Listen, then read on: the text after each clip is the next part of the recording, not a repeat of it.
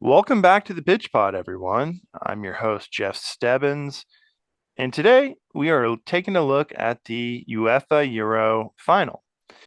It's looking like it's going to be a well-contested match. You have two powerhouse European teams going at it, one of those being Spain, the other being England. If you're not overly familiar with football or soccer, it's widely considered one of the premier tournaments in the world. It consists of only European teams, and it always makes for a good contest in those in-between years between the World Cup. So it it was a special tournament thus far. You see a lot of great teams and a lot of great play in the group stages, but at this point we're down to two. Initial thoughts looking at this match, Spain is favored, 40% likelihood of winning to England 27%, with extra time possibility being a 33% chance. So it's looking like most people are favoring Spain at this point, but they don't expect it to be a blowout match, and neither do I. I think it's going to be well contested, close. I believe that the winning team is not going to win more than one goal. I think even multiple goals to win this would be a stretch, unless there's a unexpected event such as a red card. Looking at the lineups of both squads, it's hard to really consider that Spain is such a favorite in this match. England is just stacked with talent. They have Harry Kane, one of the great strikers of all time. I mean, that right there is impressive. Outside of Harry Kane, they have Jude Bellingham, the Real Madrid star. They have Saka of Arsenal, very dynamic, very athletic.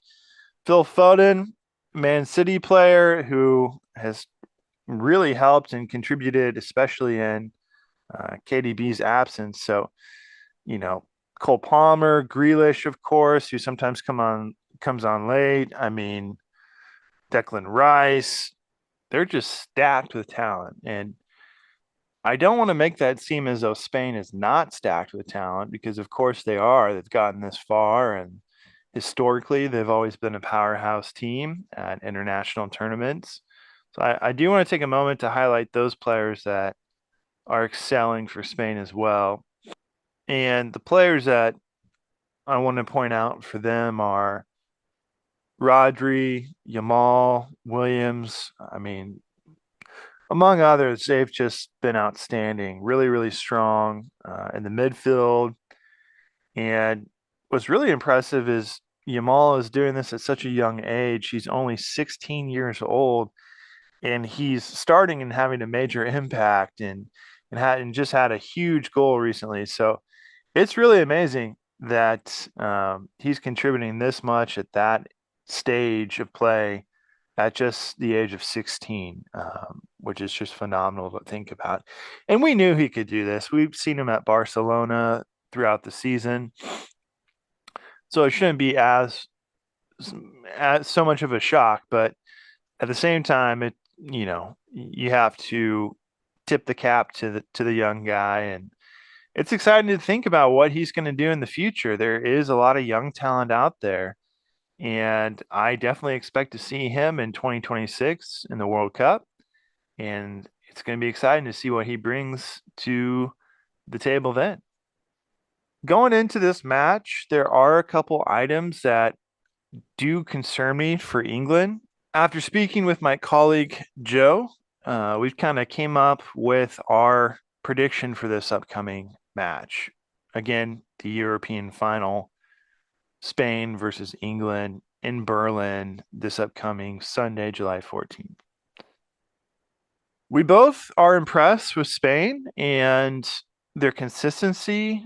Joe specifically said he feels that they have an identity, they know what they're doing, and they're always ready for their opponent. So it just seems like they're winning more often in regulation. The teams that they had to get through to get to this point are super competitive. So they've really established themselves as a tough team that's gone through the best of the best to get to this final. England, on the other hand, again, we already pointed out they are stacked with talent. However, maybe lacking some of that identity. And what concerns me the most about England is their back line. It's just they've been a bit inconsistent. Maybe some of that is due to age, but it's great that they have some firepower and they can do dynamic things up top, but if their defense isn't doing their job, well, that kind of offsets what they can do up top. So another aspect is that to get to this point, they've had quite a bit of luck, some late goals, some lucky goals perhaps, and so it just seems like Spain is going to be the better team at this point. And that, again, that identity, that consistency that they've had this whole tournament, you got to think that they're going to carry that through on Sunday against even a great opponent, England.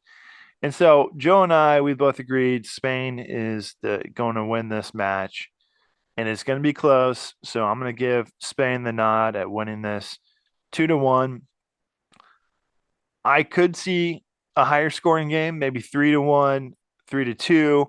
That would make for great viewership. That'd be fun to watch. But ultimately, barring any unexpected events, major injuries, or red cards, I think that Spain is going to take the European final, and hats off to them for a great tournament, a great showing. And either way, it's going to be fun to tune in and watch this match and see some of the best go at it. So, looking forward to viewing.